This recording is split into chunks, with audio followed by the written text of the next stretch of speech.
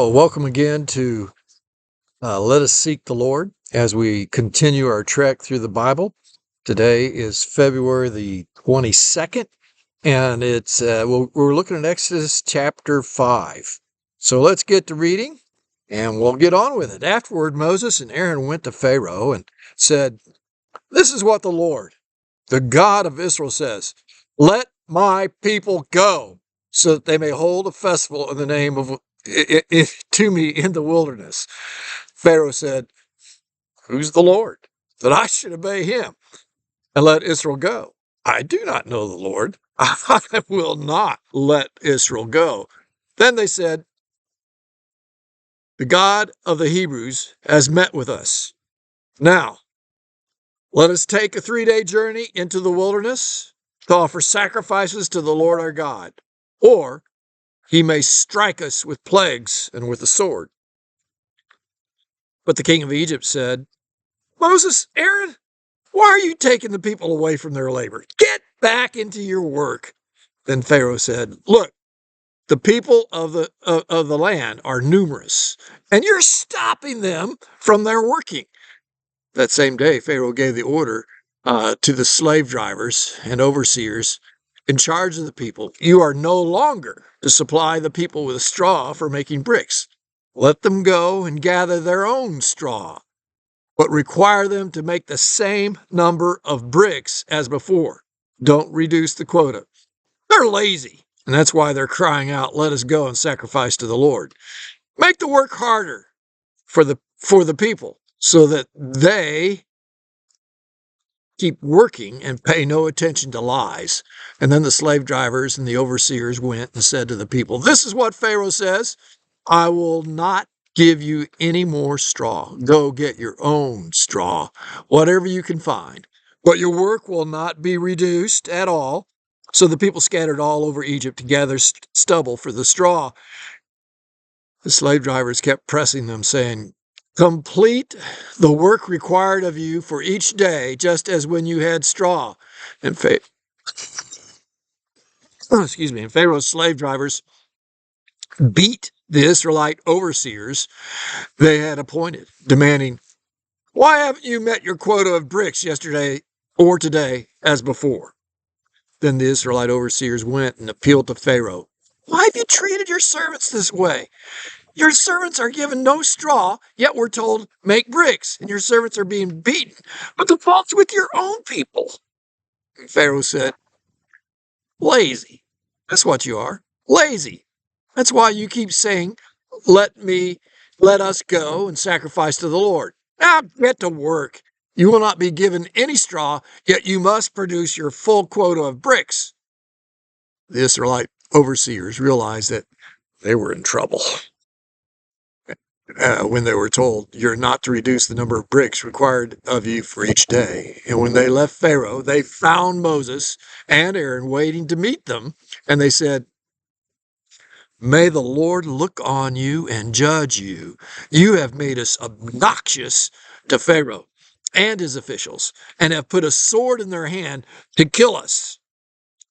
Moses returned to the Lord and said, "Why, Lord? Why have you brought trouble on this people? Is this why you sent me? Ever since I went to Pharaoh to speak in your name, he's brought trouble on this people, and you have not rescued your people at all."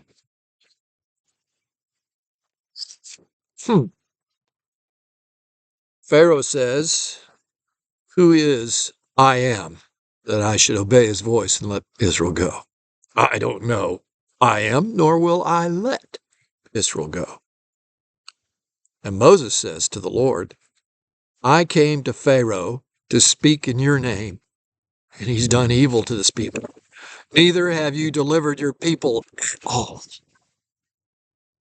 Sometimes the glory of the Lord can't be seen until evil has been allowed to show its worst. Sometimes even God's own people don't recognize that he is working when evil is doing its worst. Does Pharaoh's ignorance of the glory of the Lord lessen the glory of the Lord? Not one iota.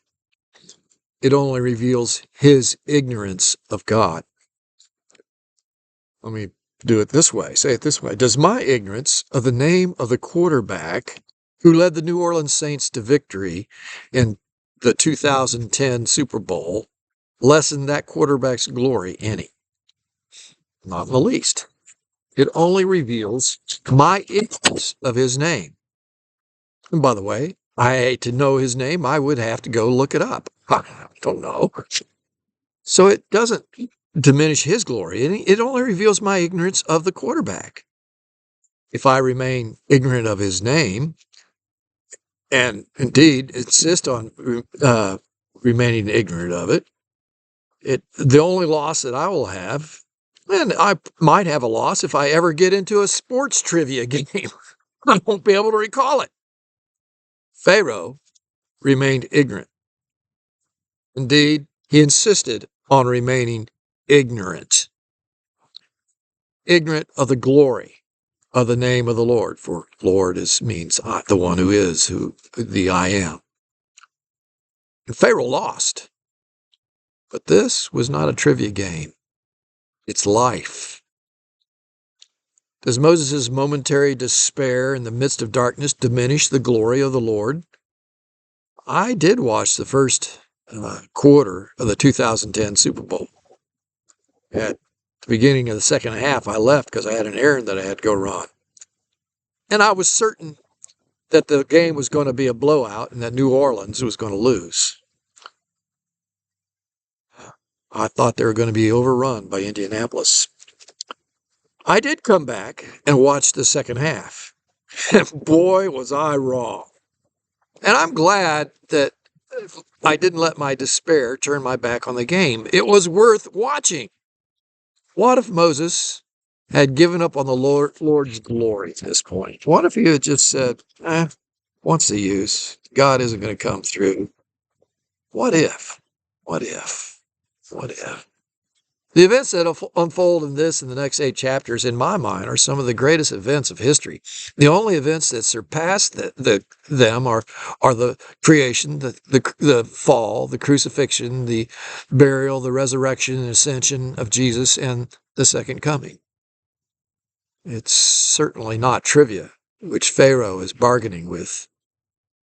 He's bargaining with the crushing of the head of the serpent. It's the biting of the heel of the seed of the woman. It's the reverse of the curse. Pharaoh and the children of Israel, and perhaps even Moses himself, had no clue concerning the importance of their actions pertaining to world history. How can having to find my own straw to make mud bricks have anything to do with world history? It was only a cog in the deliverance of a nation through whom the seed of the woman would be born. Moses and the Israelites had no way of knowing that. But the one who is what he is knew, because he created time and space, and he sees the end from the beginning and the beginning from the end. This particular gear had about 10 cogs on it, which we call plagues, which the one who is used each of those plagues to deliver the birth of the nation, to deliver or birth the nation. So let's ask this question. Where's the straw in our lives? Could it be that the odious task which you and I have been assigned is simply a cog that must be in the gear, that must turn in order to bring about the turn of events that brings back the king? If you knew that was the cause of this odious event, would it make that task seem a little less obnoxious or odious? But that's the rub. We never know until eternal judgment the value of that odious task. Sometimes we just have to hang in there, and the Lord will eventually show his glory in it. I think it's straw time, but his glory is a-coming. Indeed, we serve a glorious King. Speak his glory to someone today.